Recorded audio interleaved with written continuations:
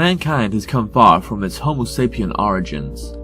Since we first discovered fire, we've adapted to use tools with our opposable thumbs, and over time we've created weapons as one of these inventions. Many we are familiar with, such as the sword and the axe, but there are still some uncommon weapons not many people are familiar with. So today, I'm going to go through the top 10 lesser known melee weapons.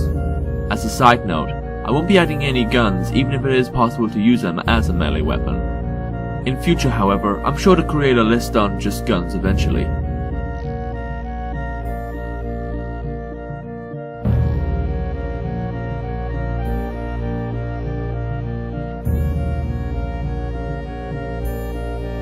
The kyoketsu-shoge. This weapon can also be referred to as the shoge hook. The weapon consists of about 15 feet of rope with a sharp blade attached to one end and a circular rim at the other. Despite being adept for stabbing and slashing techniques, this tool can also be used for climbing, trapping enemies, and entangling other weapons such as swords. It was mainly the ninjas that used this blade, however they were normally of a peasant class, and the tool itself had been previously used for farming. In fact, the name kyoketsu-shoge in Japanese means to run about in the fields and mountains.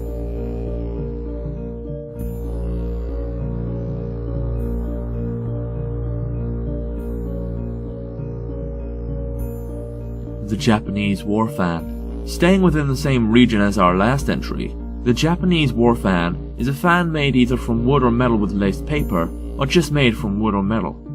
In war, they varied in shape and size, and were mainly used as a signaling device by samurai. The art of fighting with war fans was known as tessenjutsu, which literally means the iron fan technique, and seldom few experts still teach this art today.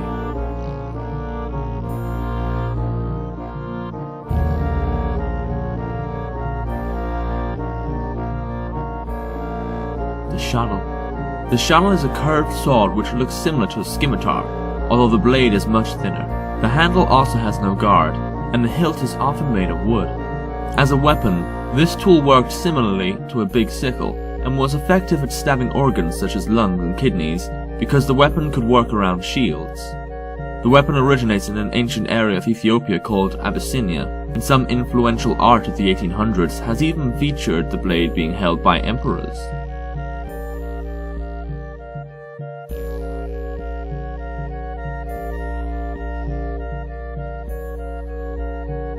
The man-catcher. Despite being a weapon of the Middle Ages, the man-catcher was not intended to kill, but instead snare men off their horses. The weapon's head would be wrapped around the body of a knight, causing the knight to be dragged off of his horse. This was more useful than killing a knight for some, as knights were very valuable to kingdoms, and hence the nobleman could be ransomed. It was mainly used in Europe, and had been a valuable tool up until the late 18th century.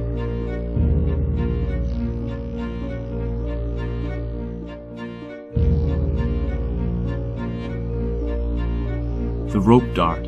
Anyone familiar with Mortal Kombat should be able to recognize this weapon as Scorpion's specialty. The rope dart, or rope javelin, is a rope of 5 meters with a metal dart attached to one end. This weapon isn't normally thrown all together at the opponent, but rather the dart is thrown and the user pulls the rope back. It can also be used for hitting, binding, slashing, and piercing enemies.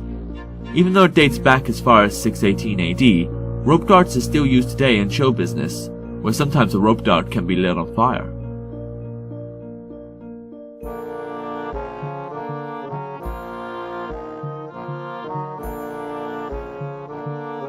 The katar. The katar is a type of dagger which is held by placing the blade above the knuckle and holding the H-shaped hand grip. It is a weapon that is exclusive to South Asia and were known to be used in ceremonial worship. There are records dating this weapon to go as far back as the 14th century, where a pair of katars were used to hunt tigers as an act of bravery. Even later on, the blade was formed from the remains of broken swords. However, these weapons aren't often used at all anymore.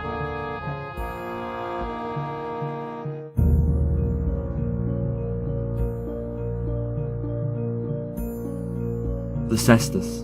The cestus gloves were used similarly to boxing gloves, only these were lined with iron plates or fitted with other metal apparel. The first type of cestus was used in ancient Greece during fighting tournaments, and were also used during Roman gladiator battles. Most people who used these cestus gloves were usually slaves who fought to the death. Eventually the use of these gloves were prohibited in 393 AD, as the use of these weapons were deemed too brutal for the public.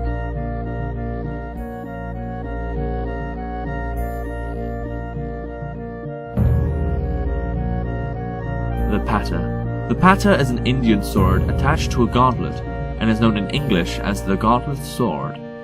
Like the katar, these weapons were often locally forged by recycling used blades, and featured inside the gauntlet a crossbar the user holds.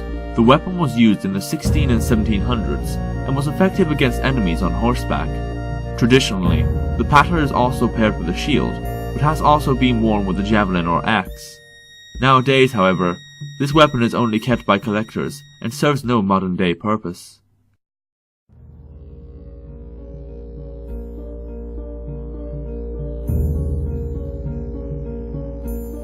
Deer horn knives.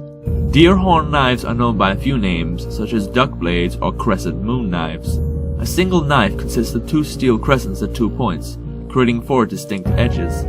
The user grips the middle part of a deer horn knife, using one as a weapon and one as a guard. They were used mainly against longer weapons such as spears because they are faster and can catch enemies off guard. These weapons were also popular in Chinese martial arts, because they were easy to conceal under traditional clothing. People are normally taught to dual wield these weapons, and hence these knives are named as a plural.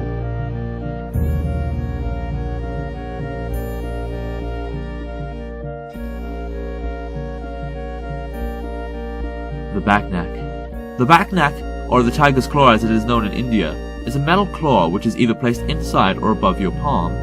The claws are used as a slashing weapon, and was likely made to replicate how cats attack with their own claws. The backneck has also been used before for assassinations, whereby the weapon is poisoned so only a single strike is required to kill someone. The tool was also used in a form of fighting called claw wrestling, where some fighters ended up bleeding to death. It is hard to tell when the first backneck first appeared, as records don't pinpoint this information, but since the Direct Action Day riots of 1947 occurred, whereby a group of Hindus and Muslims rioted in the city of Calcutta, many schoolgirls carry weapons similar to the backneck, in order to defend themselves.